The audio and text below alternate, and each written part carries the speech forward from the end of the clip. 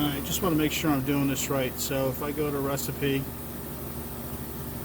okay, I go to edit, create recipe, go to open, and I go to ATI DC DAT, hit open.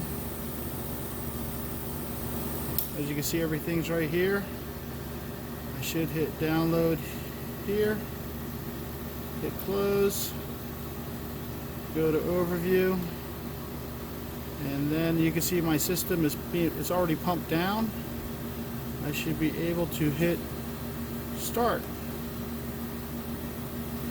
I hit start and nothing happens. As you can see, all my interlocks are satisfied,